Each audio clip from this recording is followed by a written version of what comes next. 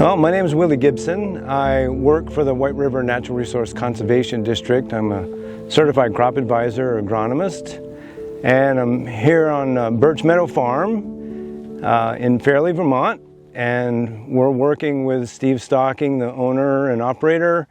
He grows corn silage for sale, and he's been very interested and very concerned about management practices for soil health and water quality over the last 15 or 20 years in particular, and has done a lot of work with no-till, and he's been picking up on cover cropping in the last 10 years or so and been increasing the number of species that has been putting down after the corn crop is there, for trying to build soil health and keep the nutrients from moving off into the groundwater and into the river system.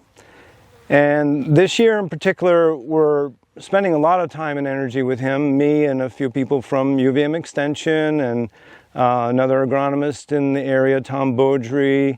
We have what we call a farm team with the White River District with Steve. And we were prompted at this point because last year the drought really severely hurt his corn.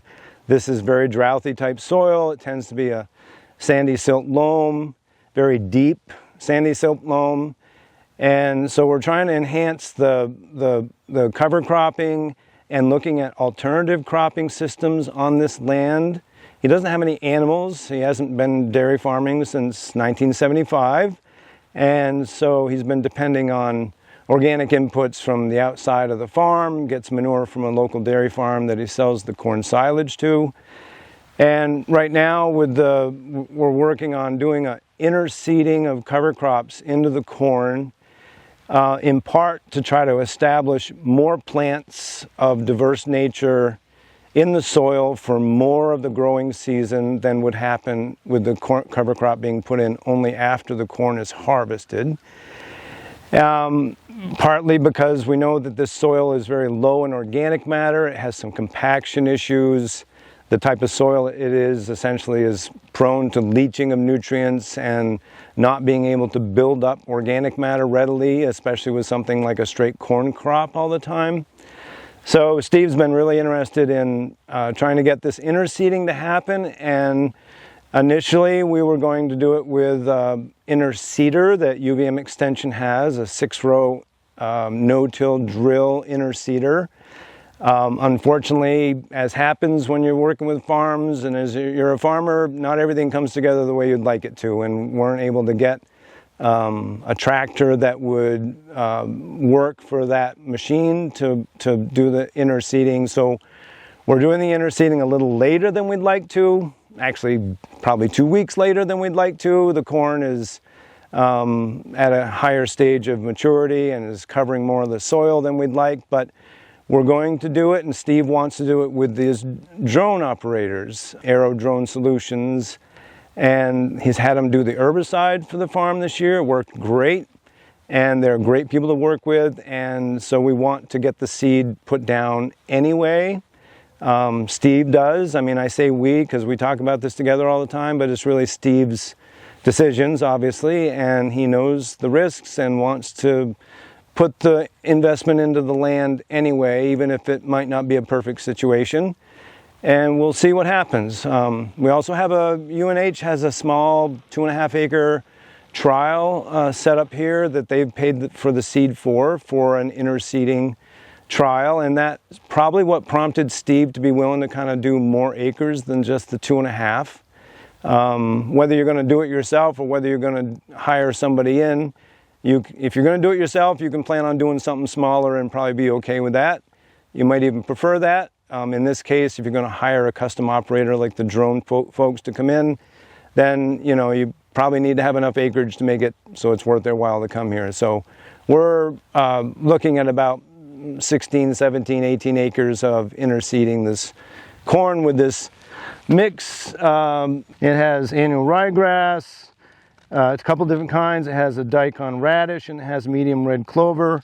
And then for the trial area for UNH, we're actually going to add in some white clover and some chicory, because one of the things that we're talking about trying to move into at this farm is if he's going to continue with field crops, the Connecticut River Watershed Farmers Alliance has a strip till unit here that is usually kept on this farm, and the idea would be to try to establish more perennial in between rows.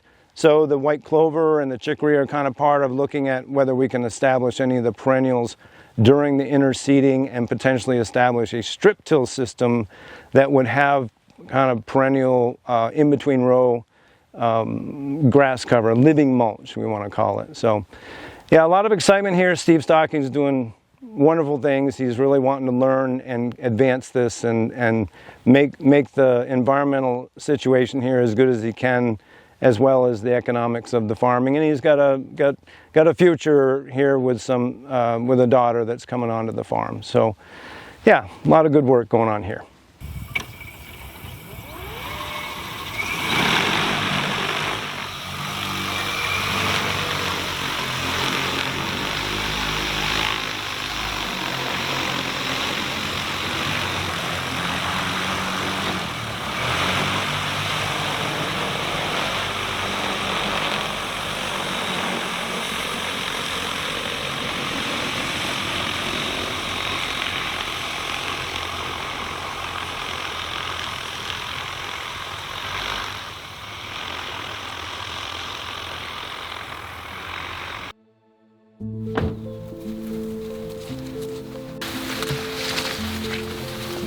But there's some seed sitting on the plant here and on some leaves, and then it's just kind of hanging out on the leaves a little bit. Like I said though, those will blow away, which is cool. Those will blow off. They'll blow down to the ground. Yeah, but like this one right here, so if you get down into the whirl, yeah, like where you are, they might germinate and start growing out of there. I've seen that happen before, if they don't dry up. So they're small, but they're there. There's little white dashes. These guys here, you can see some of the seed in there.